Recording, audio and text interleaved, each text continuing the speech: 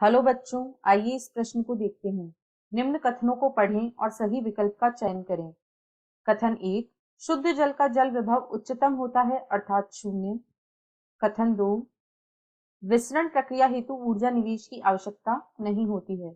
कथन 3, जल उस तंत्र में जिसमें जल उच्चतर जल विभव पर होता है उससे निम्न विभव वाले तंत्र की ओर गति करता है। विकल्प ए कथन 1 व 2 सही है। विकल्प बी कथन 2 व 3 सही है।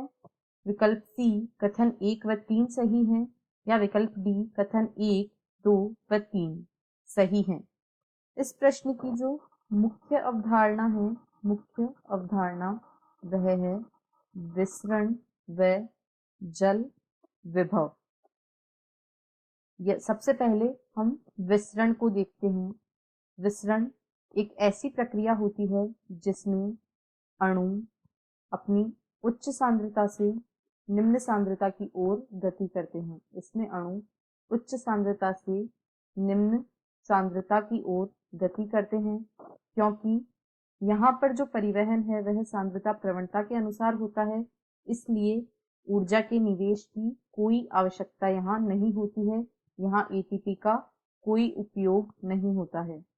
यहाँ पर परिवहन हमेशा ही सांद्रता प्रवणता के अनुसार होता है, इसलिए ऊर्जा के निवेश की आवश्यकता नहीं होती है। अब यदि जल विभव को देखें तो जो शुद्ध पानी जो होता है उसमें अणुओं की स्वतंत्र ऊर्जा, शुद्ध पानी के अणुओं की स्वतंत्र ऊर्जा एवं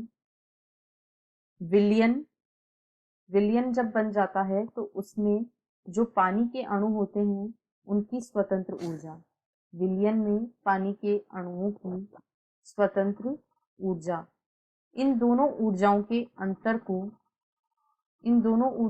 अंतर को जल विभव कहा जाता है। जो शुद्ध जल होता है, शुद्ध जल का जल विभव सर्वाधिक होता है क्योंकि उसमें कोई विलय का अणु नहीं होता है, उसमें विलय के अणु नहीं होते हैं, इसलिए जो पानी के अणु होते हैं उनकी ऊर्जा सर्वाधिक होती है। इसीलिए जो शुद्ध जल होता है उसका जल विभव सबसे अधिक होता है और इसका मान 0 होता है, यह सर्वाधिक होता है। अब जैसे जैसे हम शुद्ध जल में विलय मिलाते हैं वैसे वैसे जल विभव कम होता जाता है और यह घटकर ऋणात्मक हो जाता है। ऋणात्मक जल विभव, विलयन का जल विभव हमेशा ऋणात्मक होता है। साथ ही साथ जल के अणु हमेशा उच्च जल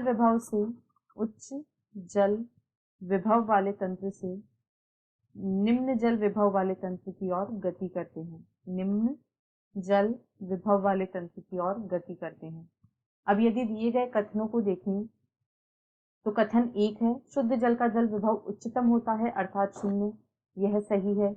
2 में कहा गया है विसरण प्रक्रिया हेतु ऊर्जा के निवेश की आवश्यकता नहीं होती है, यह भी हमने देखा, बिल्कुल सही कथन है।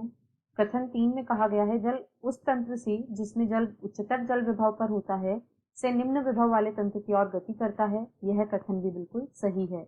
अतः दिए गए तीनों कथन सही हैं, इसलिए विकल्प डी इस प्रश्न का सही उत्तर होगा। कथन 1, 2 व 3 सही हैं। आशा है आपको प्रश्न समझ आया होगा। धन्यवाद।